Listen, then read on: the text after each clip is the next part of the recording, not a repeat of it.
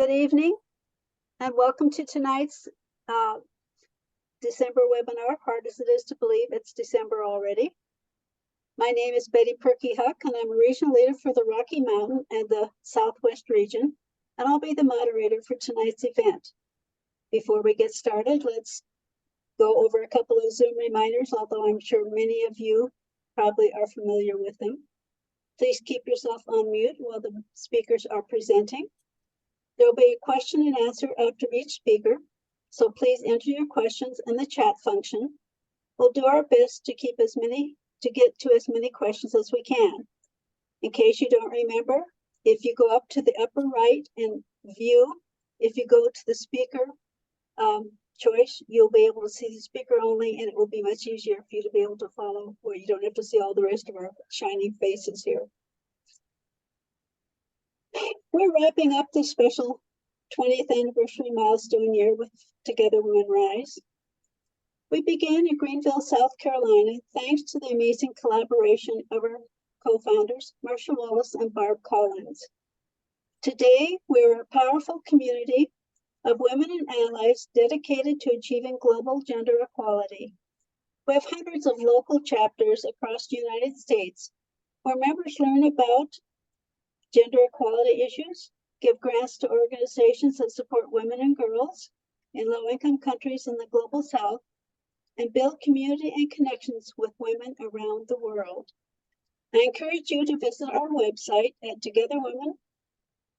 togetherwomenrise.org for more information and ways to get involved. It's now time to turn to our program for tonight. Each month, Together Women Rise features a project that addresses one of the many challenges faced by women and girls in low-income countries in the global South. We award these projects a featured grant of between $35,000 to $50,000. And together, at this monthly webinar and at chapters all across the United States, we learn about the country, the challenges faced by women and girls, and how the project will help women and girls and global gender equality. This month, we're partnering with Speak Up for the Poor. We are supporting the Girls Education Program. This project helps girls who are vulnerable to child marriage and child trafficking to stay in school all the way through college. This both changes the trajectory of those girls and young women's lives, and also elevates the status of girls and women in the culture. Together Women Rise previously funded Speak Up for the Poor in 2021. First, we're going to play a short video, and then I'll introduce our guest speakers.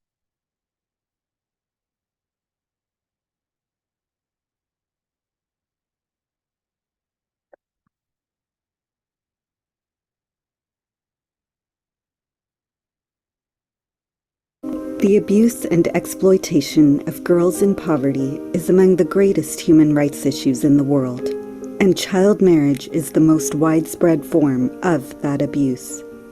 Tens of thousands of girls around the world are forced into harmful child marriages every day. Child marriage ends a girl's education.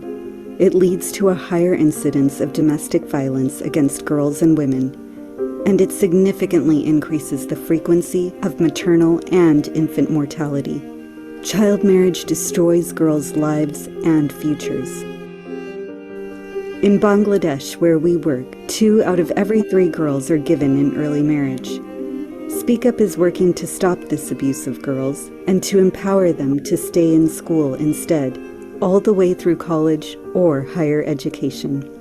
Through our Girls Education Program, hundreds of girls from poor families who otherwise would have been vulnerable to child marriage and all the dangers it entails are now being empowered to stay in school all the way through higher education, elevating the well-being and status of girls and women in their communities. Together Women Rise is partnering with us again in this critically important work.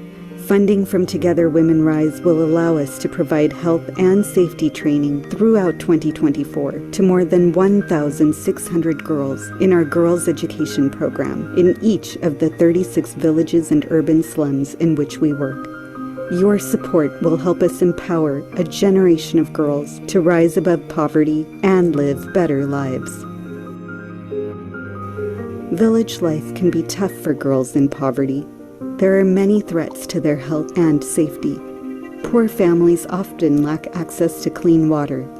Living in crowded quarters, in close proximity to livestock, with inadequate sanitation and waste systems often contributes to disease.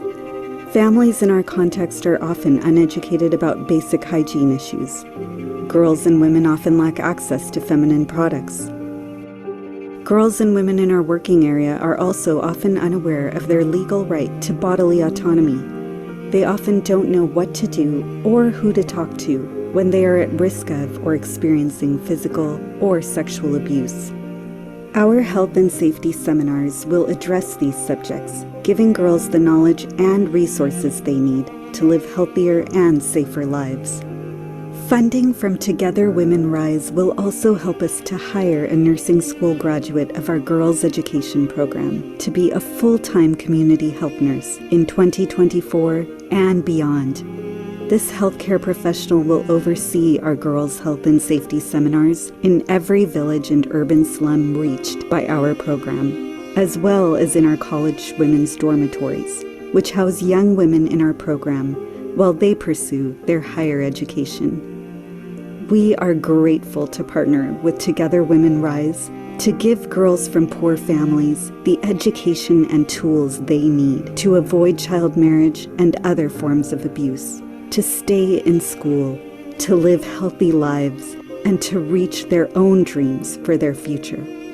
Thank you for helping us create a new reality for girls and women.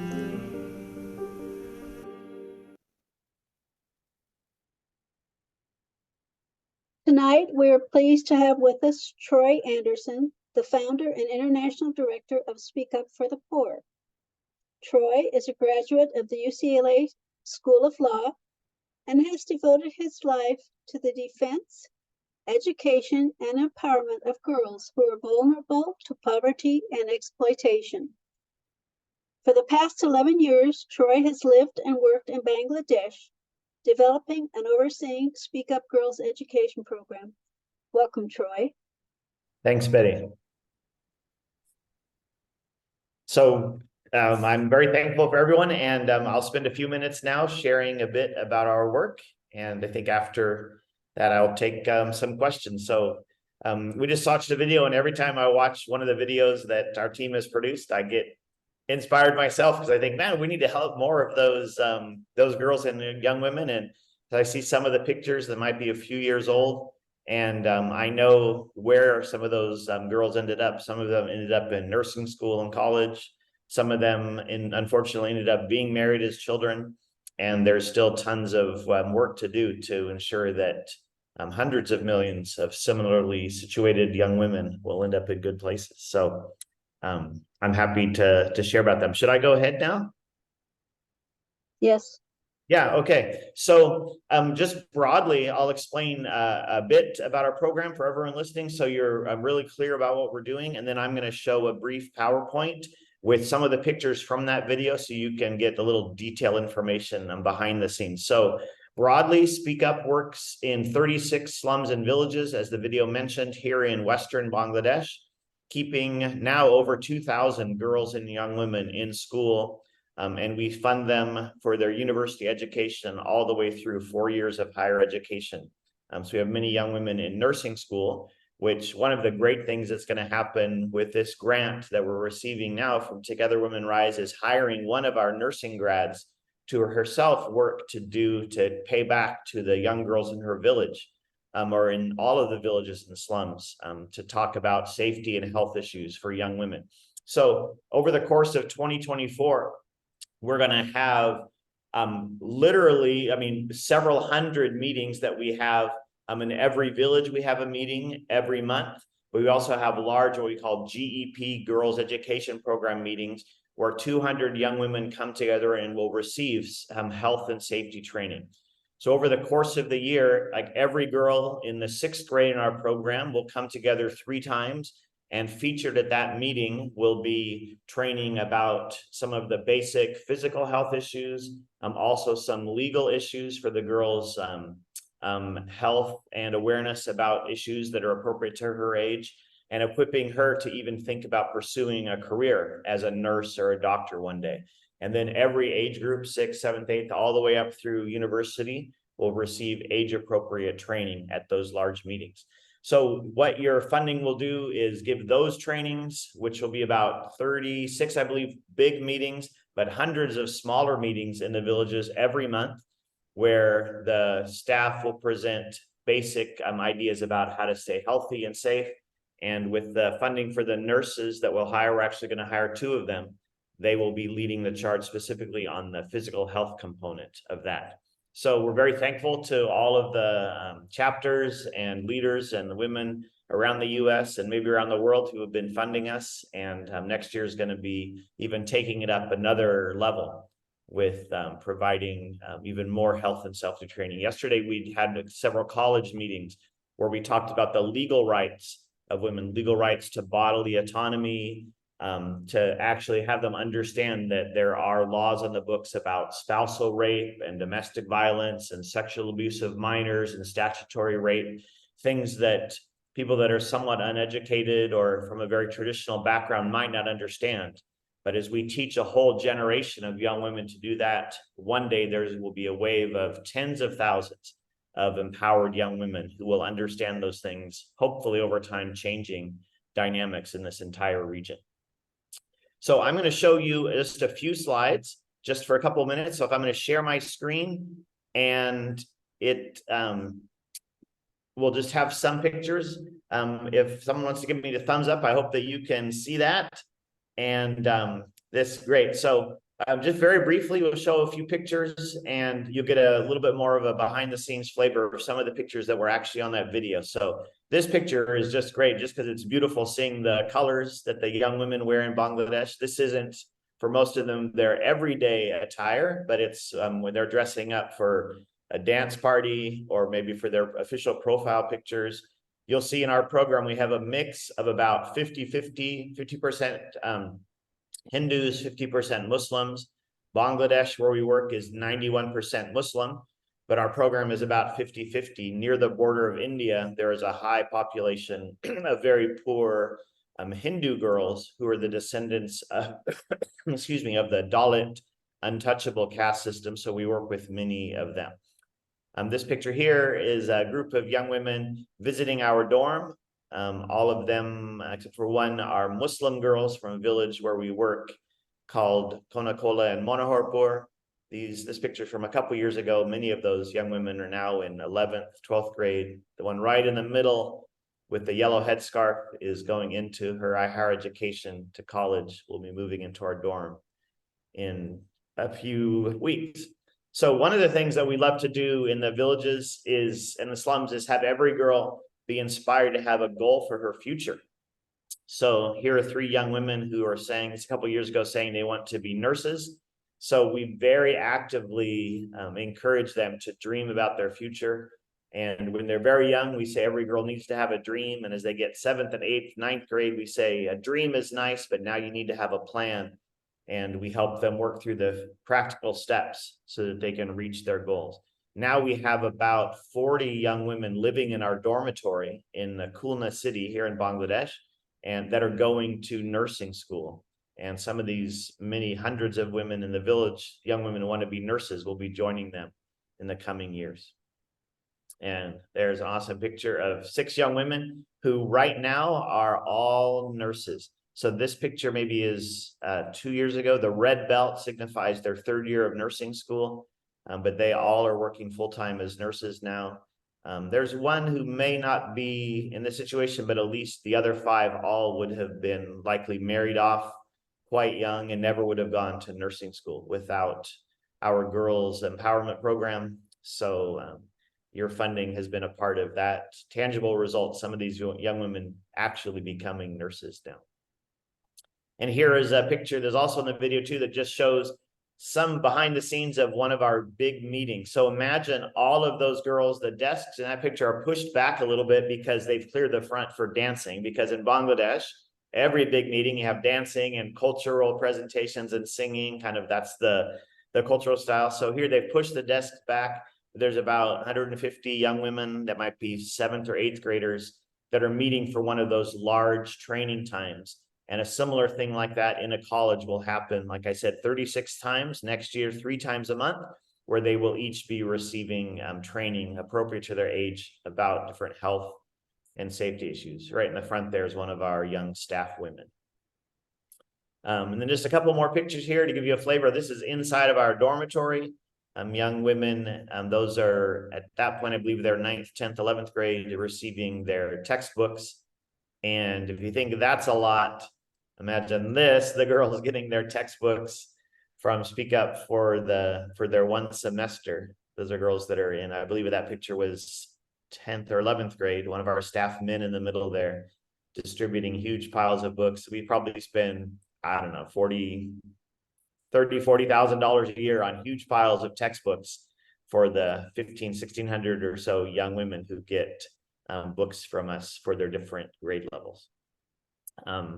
This a picture of young women in front of our learning center. So in every village and slum, we've constructed a small building we call a learning center, which functions as the schoolroom, kind of the clubhouse for girls to come receive their daily tutoring, to receive their training. So the big meetings will happen in colleges, but the monthly meetings in every village happen inside of there, where girls and their moms come and receive training. But 5 days a week, girls come to those little learning centers to receive tutoring, which encourages them to stay in school. And the final couple of pictures here, that one also is in the video of young women all in front of our dormitory. So you see our logos there. The girls in the dark green, all in different levels of nursing school. All the girls in matching uniforms in front are the younger girls in high school. We now have 2 dormitories with 172 beds that are almost always full. Girls rotating in and out, but either to help young women have places to go for nursing school or college, or for the young high school girls who are at risk or who have been abused or are near to being forced into child marriage, having a healthy, safe place to live. So that's just a small picture of our dormitory. And on the 2nd floor there is where our Speak Up local offices are as well. So last picture here is just an awesome thing. If you look closely, you'll see the girls showing why they want to stay in school or why they want to pursue a career. So this picture is from several years ago. A couple of those girls are now in, well, one actually who's holding To Fight Discrimination. She's done with nursing school now. So this might be about 5 years ago, this picture, but they're saying what they want to do specifically, or why young women like them want to be empowered. And it's powerful to think. That's all written in my handwriting, because you might not be able to read their Bangla or their English, but that is the reason they gave of why they think it's good for young women to be empowered. So lots of awesome stuff. And as you can imagine, with especially working with girls and young women, a lot of our work is just changing the mindsets of young women, working with them and their family to understand that they can do something better with their lives, better than child marriage. And if we work together with them, they can build a bright future. So that's in a village called Chotopatra, one of our 36 locations. So those pictures, hopefully you all saw them well and got a little overview of the work we're doing. But broadest strokes, our goal as an organization at Speak Up is to create a new reality for girls in poverty. We're working here in this one location in Western Bangladesh, based in Khulna City. Our ambition is one day, if we have the funding, to go across Bangladesh and other places and maybe into other countries one day where girls and young women face similar issues. And specifically with the funding we're receiving from you all, we're going to be really ramping up and improving the health and safety training in 2024. So thanks to everyone who is contributing to that. It's going to be great for those 2 women hired. It's going to be great for literally 2,000 girls to receive training and information and inspiration. And as a lawyer, I'll be adding and working with a couple of lawyers some of the safety components and legal components as well. So thanks for your funding and partnership. And yeah, I'm happy to answer any questions, big or small, about Bangladesh. So All right, Troy, I've been keeping track. There's been quite a few questions already. Yeah. I'm going to insert my own because I remember you speaking with our members several years ago. You told me 2.5 years ago. We previously funded Speak Up for the Poor with a featured grant. It was in the midst of the pandemic, and unfortunately, we were forced to reduce our grant sizes. So we're really happy to be able to now bring you back and give you a full grant amount to support your work. But for those who maybe didn't get to know you at that point, I'd like you and even your colleague Dave to describe how the two of you got involved in this. It's not that often we have two men come and speak to us about the programs we fund. So I'd like you to tell them a bit about that. Yeah. So, if you look at the view of all the people on, I think we may be the only two men there, and it's, we might be a little bit of an unlikely combination. For me, personally, I incorporated Speak Up while I was a law student. So a little bit over 20 years ago, because I went to law school wanting to specifically work on issues of human trafficking and modern slavery and things like that I was learning about. As a brief story, basically for me, kind of before and then during law school, I spent some time in Asia, mostly in Thailand and in India, with several organizations that were doing the legal work on helping to fight against commercial sexual exploitation in the brothels. And for me, one of the things that just really struck me, I couldn't speak Hindi or Thai. They said, well, you kind of look like one of the sex tourists, the foreigners who come here, so you can actually work as an undercover sex tourist.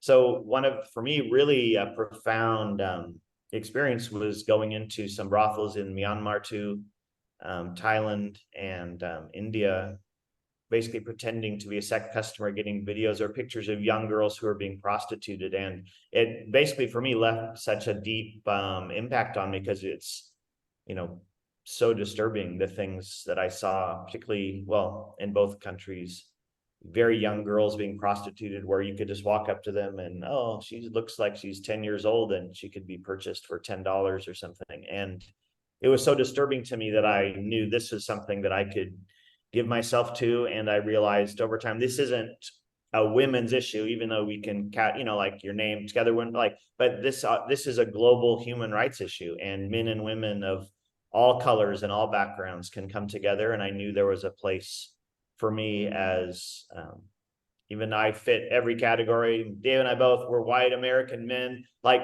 we have a place in this if we are humbly do our part. So briefly, that's me. So I set up an organization, and we came to Bangladesh, and it was a perfect place to apply some of the stuff that I really wanted to do.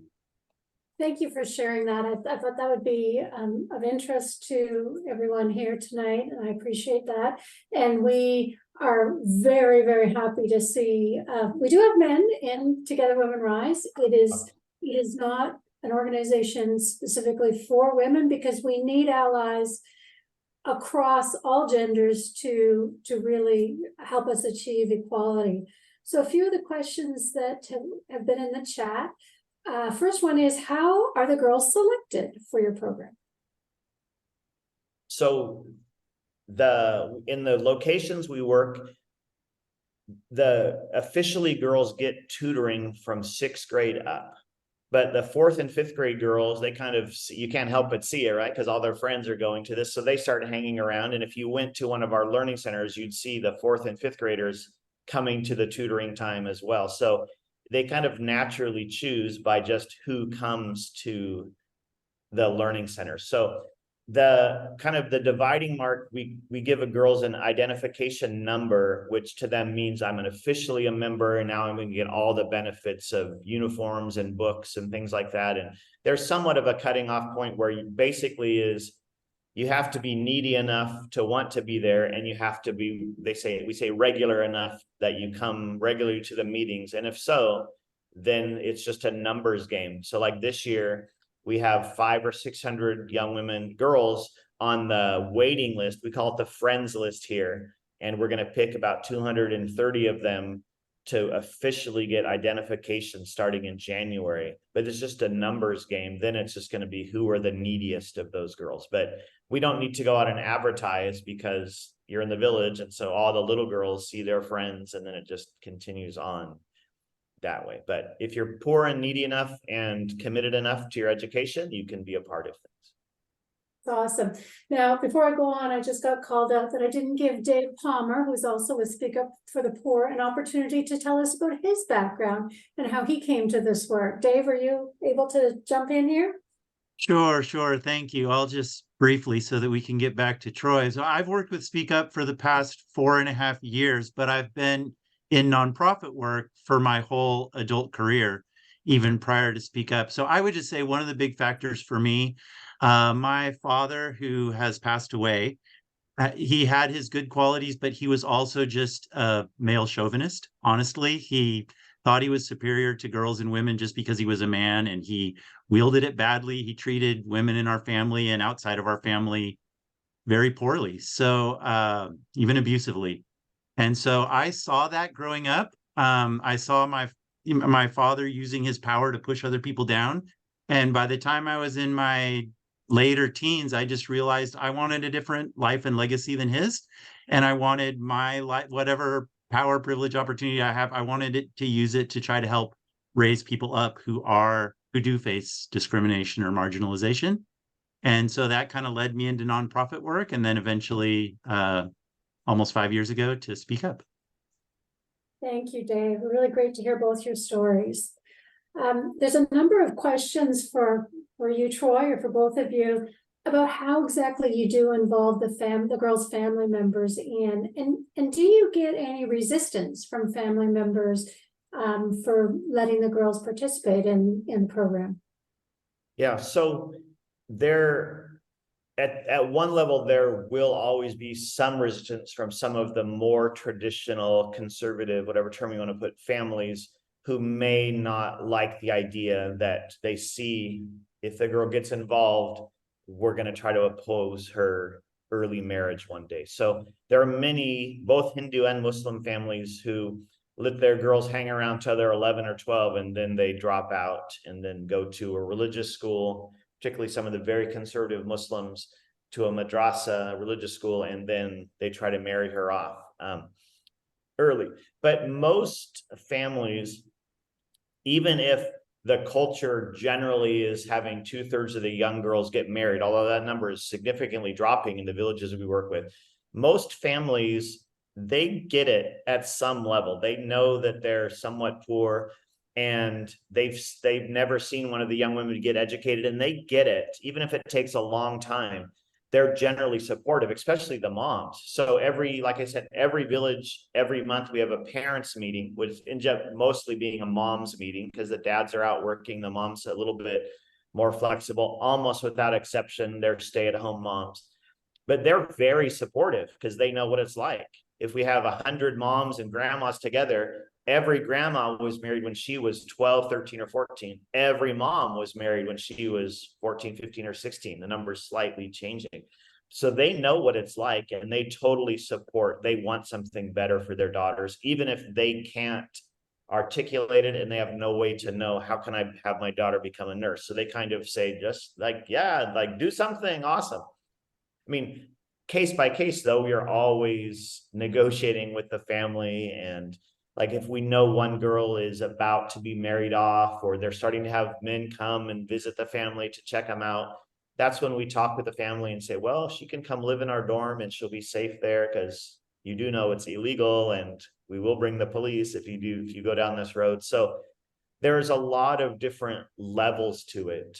But I would say generally families are supportive, but it takes a long time to, completely transform an understanding of what your daughter might be, because you're going against literally hundreds of years of tradition of this is just how it is for girls. So I don't know if that broadly answers it, but there's some people that really don't like what we're doing, but that gives us some opportunity to fight a little bit through the legal system. But most of it's more the social work side of things. Have you ever had to intervene in preventing a child marriage? Or? Yeah, I mean, yeah, it's constant. We have 3 men that are our advocacy team, our legal team. So in the future, we're going to have a mixed team of men and women, like it'll specifically be the advocacy team so most of our staff are kind of like social workers, but when we need to involve the police or the authorities, the advocacy team comes in there. And yeah, there's like many men I know that I say, like, I'm having tea with them. I'm like, tomorrow the police are coming, like, because we know what you did. So like, and men I know have gone to jail, some of them just for a week or like a couple of weeks, or they had to pay a fine, which that is kind of tricky because it doesn't help anyone. It doesn't help anyone to have the dad go to jail either, but the threat of that can be helpful, because bottom line, you need to say to them, it's not my idea as a foreigner. It's not just the government's idea. This is the law of your country.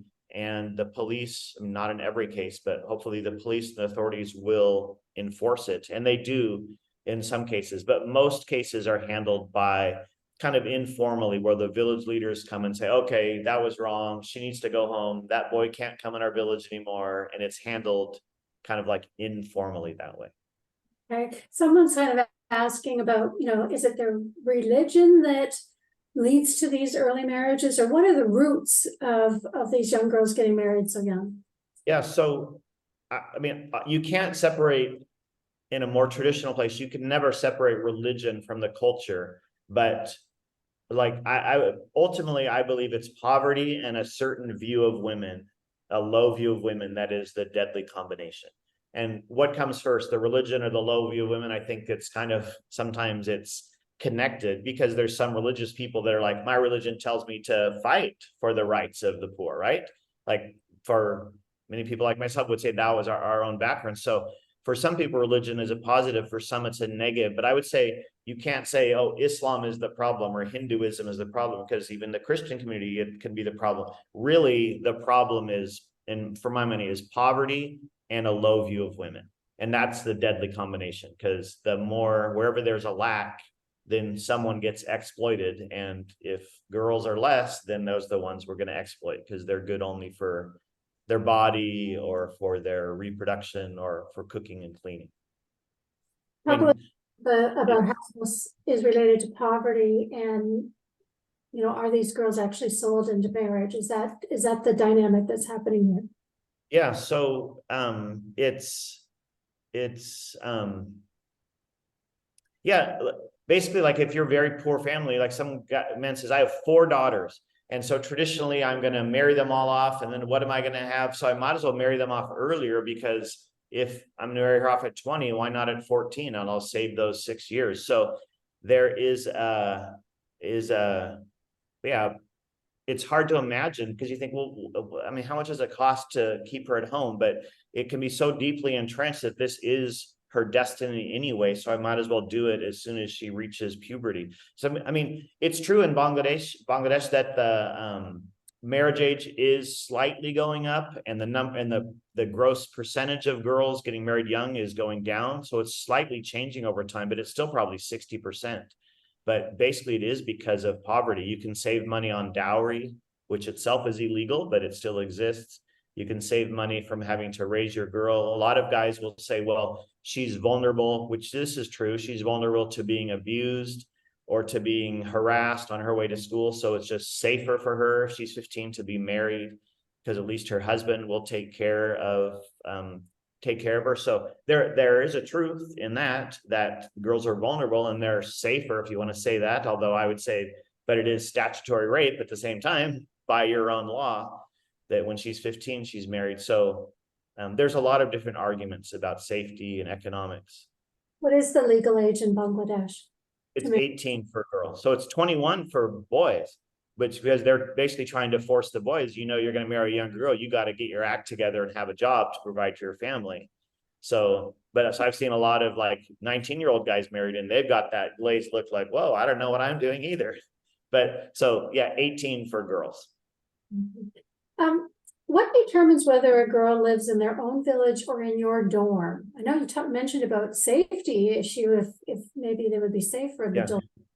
Typically, what's So that? let's say there's about 2,000 girls, a little bit more, of all around all of the slums and villages we work. So we have the 172 spots, our 2 dorm buildings. So basically, any girl that finishes 12th grade through our program, we tell them that we will give you stipends for 3 or 4 years of nursing school or higher education.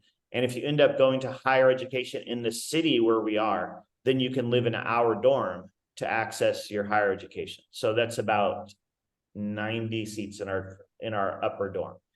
For the high school girls, basically it's maybe 6 or 8 of them are the most exceptional students who we know, wait, this girl actually has a chance to go to one of the better universities.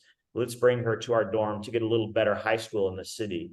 But most of the girls in our high school dorm were either married and divorced, or about to get married, or running away with a guy that's not very helpful, or about to get married to another guy because she was going to run away.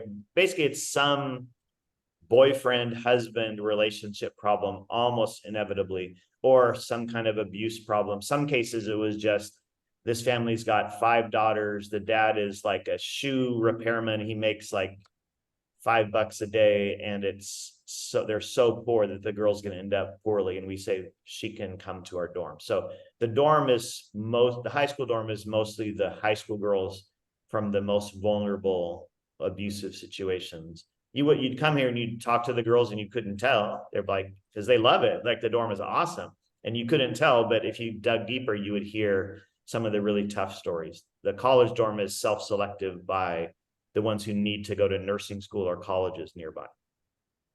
Right. Do you get support or help navigating the bureaucracy or other assistance from local authorities? So are you able to get support from either the local authorities or other local NGOs? Yeah, we have a few other NGOs that we partner with, some of them that work with very young girls and boys, and we say, okay, in that village, like once the girls pass 4th, 5th, 6th grade, then they can come join our program. There's a couple of villages where people are doing vaguely similar things. So we say, okay, that's your village and we'll work in this other village and we'll cooperate with you. Or maybe if you have this need, we'll do this piece and you can do that piece. So we work with several NGOs that way. With the government, like I said, there's some police who are helpful and some who are like, oh, child marriage, like that's what happens. What am I going to do? And I'm like, well, it's your job. It's rape, but okay. So there's some that don't care. But over time, the number of authorities that care, or at least say that they care, which some of them you don't know, is increasing. And generally, I mean, especially now as we're getting good results and we spend a lot of money sending girls to nursing school and stuff, as you invest it deeply in the community and they see like, wait, we have 250 young women in college now. It's going to be over 300 by January. As people start seeing that, then they're like, wow, I like what you're doing, and they want to get a piece of it. So over time, we're getting more partnership with local authorities and more cooperation, as even more women and more enlightened young men become the government officials. More of them are like, they surprise me in time, like, wow, you sound like you're a feminist, like some guy, like, wow, I never would have known. And so more of them are becoming more cooperative as some of the older people phase out, I think. What kind of sources of funding do you have to offer these girls tuition to go to nursing school? So we have this year we'll raise $700,000 to $800,000 total. Our budget. We have something like several grants, like from Together Women Rise and some other smaller grants to $10,000, $20,000, $30,000. Or we have one Bangladeshi American organization that gives us $25,000 or $30,000. It's a few churches, a few businesses. And then mostly it's individual sponsors. Dave is our development director, and he works directly with a lot of our donors, getting new donors. We have individual people sponsor one girl for $40 a month. So somehow all that comes together and funds everything. But I'd say probably 70% of our money is from smaller donors. They give 40, some give $80 to sponsor 2 girls, and over time that all adds up. So really, our grant is one of your largest grants that you've received then, or that you... I think it's our largest. It is the largest. Largest grant. I'm trying to think back. I don't think we ever had even one person give one gift that big in the future. So yeah, I think it's our, so hopefully we'll continue on that trajectory too with some other organizations that, I mean, and you know how that works, that sometimes people look at your overall budget and size, and as that increases, then someone says, oh, now $100,000 grant might be appropriate. So hopefully we're building up that ladder as well. Where do you get all of those books? Like, that was pretty impressive, those big stacks of books.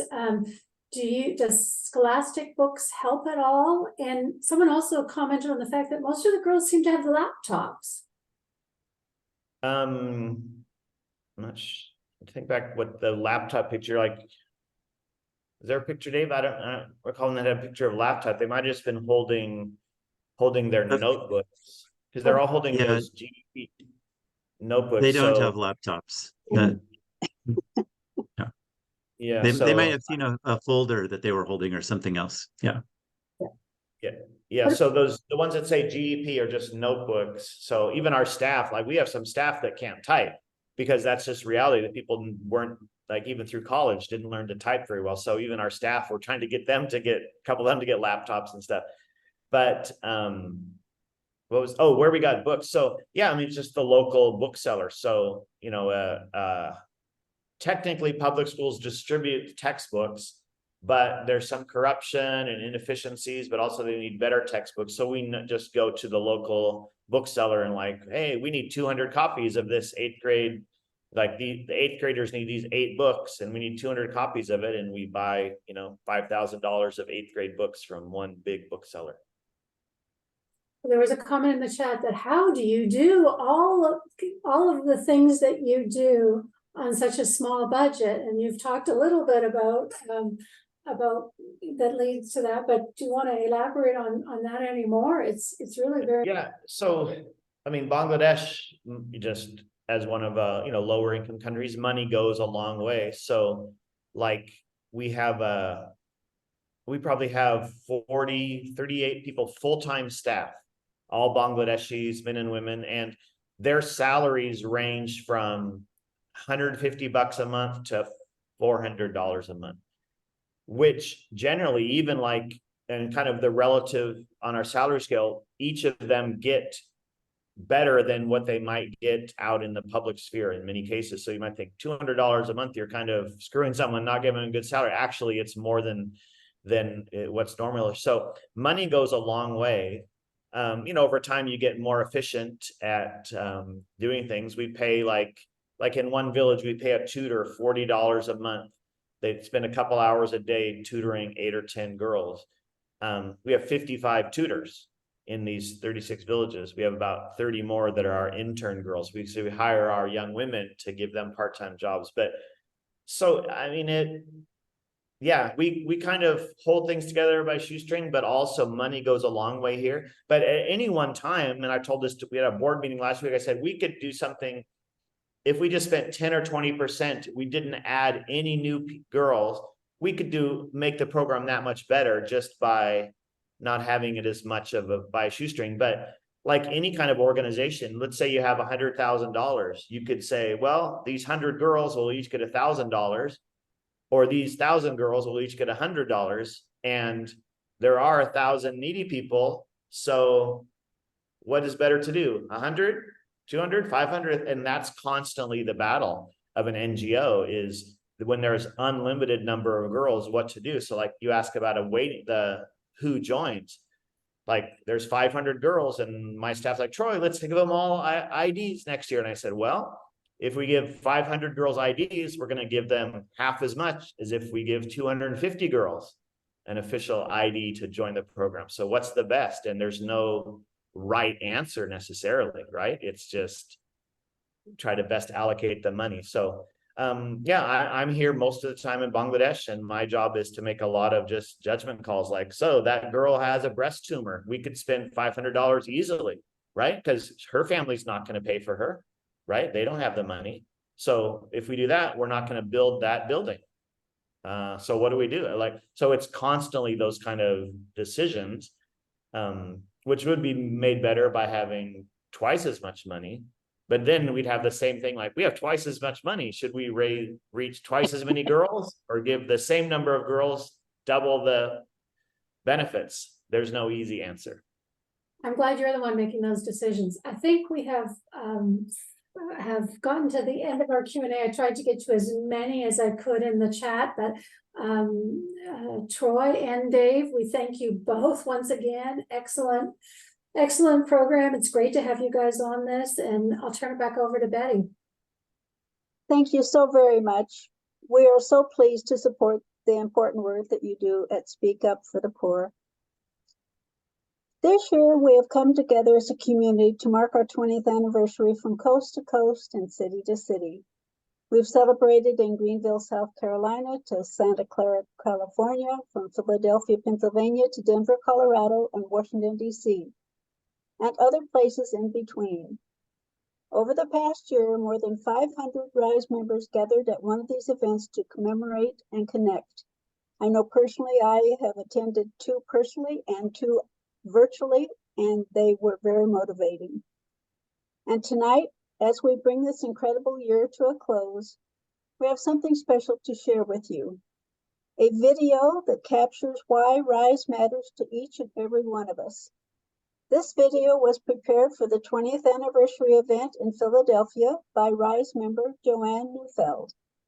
As we watch this inspiring video, please reflect on the amazing journey we've been on together, the lives we've touched, and the change we've driven.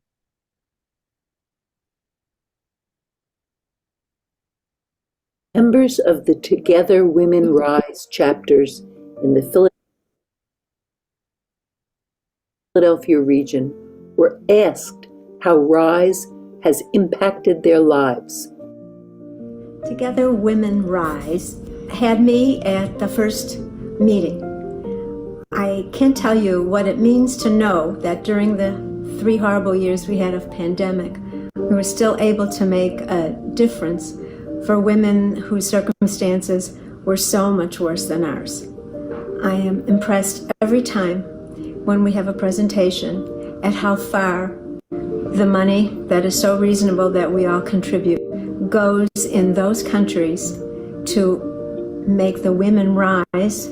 Coming together each month for our chapter meetings gives me a sense of not only gratitude, but a feeling that our Philadelphia group, along with Together Women Rise, continue to educate ourselves about the struggles women are facing in countries. My total awareness of gender inequality in the entire world and impacted countries I've probably never even heard of.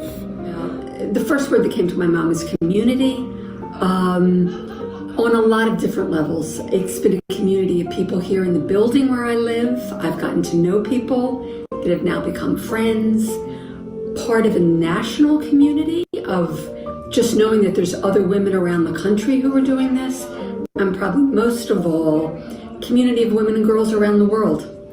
And that's been wonderful. Ways. First of all, just the camaraderie of being with the women, eating with the women, and enjoying each other's company and getting to know them better has been a wonderful experience. I think my main motive is that I want to help women of all ages, of course, children, adolescents, mothers, grandmothers, and this is an opportunity to find out how we can be of help in this underserved population.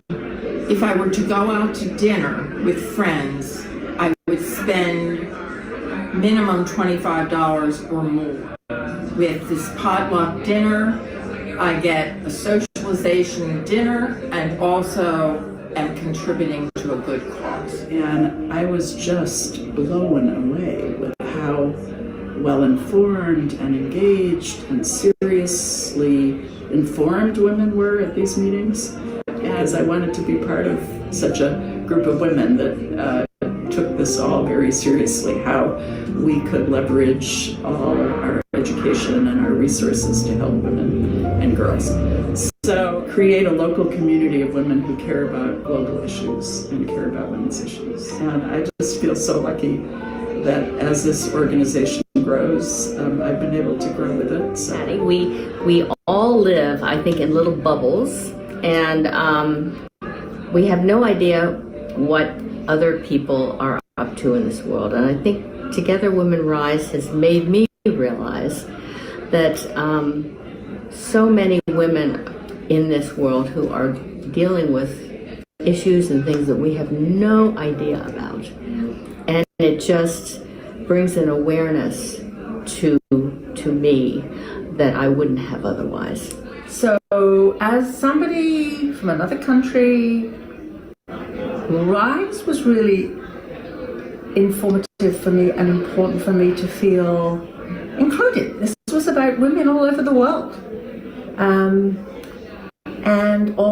And we'd look at differences and we'd try and understand. So its aims and goals and struggles and learning and working things through together with an international perspective, or I should say international perspectives. So what Together Women Rise gives me is the ability to learn and to fund programs that are going on around the world. So it's a win-win, I think, for everyone who's involved, and I'm just delighted to be a part of it.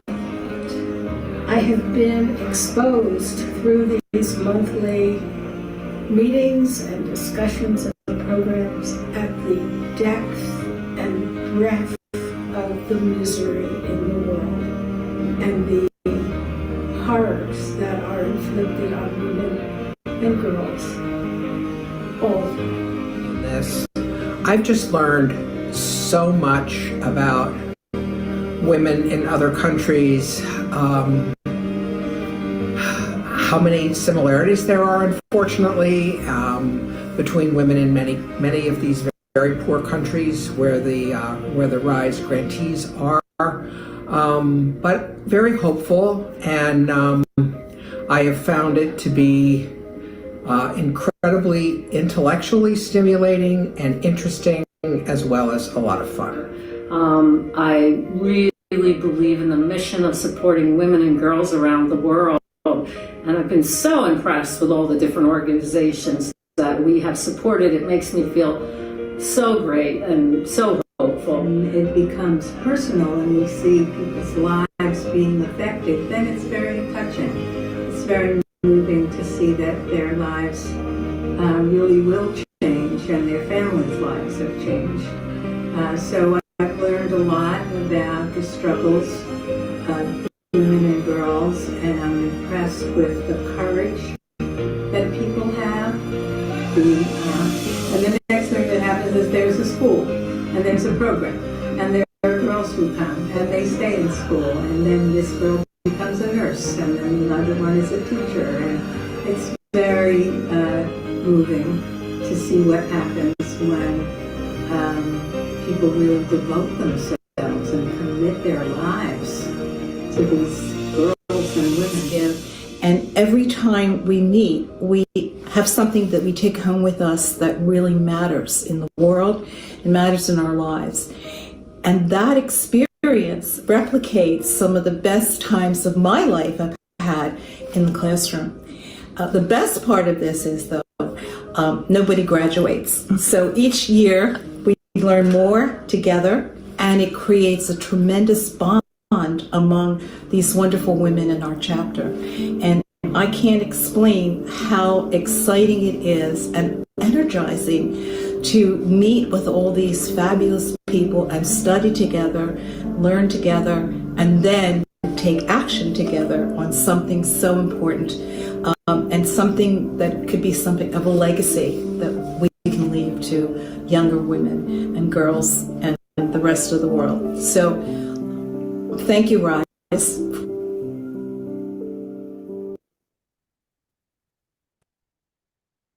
Wow. What a beautiful testament to our work and why we are so invested in Together Women Rise and the projects we support. Thank you to Joanne and all the Rise members in Philadelphia who participated in this video. Next, I'd like to invite our CEO, Beverly Francis Gibson, to share a few final thoughts on the year. Beverly? Thank you so much, Betty. Thank you, Dave and Troy, for joining us this evening. I am feeling very emotional right now, just that the video was amazing, and just to know that we are continuing the legacy of helping women and girls all over the world through all of you. This year has been a tremendous year for us. As you've heard Betty share, our 20th anniversary has been amazing, and I have had the privilege, the honor, and I've been truly inspired to travel across the country and to meet many of you, many of our members and our volunteers.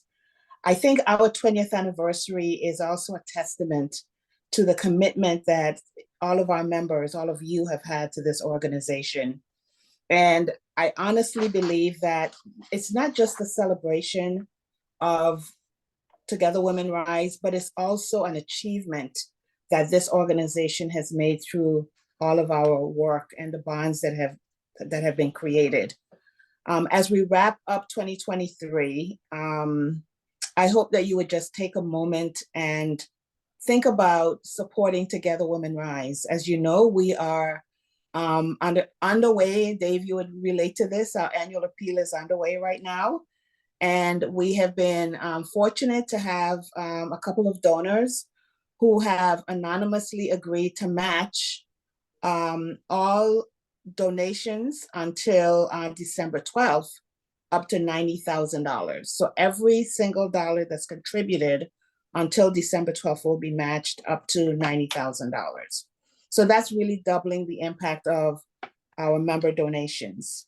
This is a fantastic chance to continue to support Together Women Rise, to continue to support our grantees and the women and girls around the world that we so much care about. We hope that you will continue to be a part of this amazing community. You will tell others about us. I say this everywhere I go. Together Women Rise is one of the best kept secrets in this country. And I hope that you will tell your friends, you will tell your daughters, your nieces and your nephews, your husbands. We talk about the men being allies and helping us. And we hope that in 2024, you'll continue to grow with us and to help us to continue to make a difference in the way that we have been for the past 20 years. So I want to thank each and every one of you. And I want to extend our best wishes to you and your family for a happy holiday season. I wish you health and happiness and peace in 2024. And I definitely have to thank our staff, our board of directors, for guiding this amazing organization. Betty, I want to turn it back to you and also thank you. Betty was very instrumental in our Colorado event that I attended, and I stayed with her. And it was an honor for me to be with Betty and to learn from her. And so I just want to thank you for also moderating tonight, Betty, and to continuing this amazing legacy that this organization has. So I'm going to turn it over to Betty, and thank you all again for joining us and for being a part of Together Women Rise. Thank you so much, Beverly. I want to end this tonight with talking to you about some upcoming events that will be happening. Tuesday, December 12th at 8:30 Eastern, 5 p.m. Pacific. We will have the advocacy group with the Results Meeting monthly webinar with special guest speaker Colin Buzo-Smith, Director of Global Policy with Results. Our book club will be meeting Thursday, January 18th at 8 again and 5 Pacific time. We'll be discussing Nervous Conditions by, I apologize to the author, Cici Dangaremba, who is the author. The next monthly webinar in January will be on Thursday, January 4th at again 8 Eastern, 5 p.m. Pacific. You can find out all of this information if you go to upcoming events. If you click on the Join Us tab and then upcoming events, and here you'll learn about these events plus more and be able to register for the events and access recordings of past events. Thank you for joining us all. It's been a wonderful year. Happy holidays to all of you and a wonderful 2024. Thank you and good evening.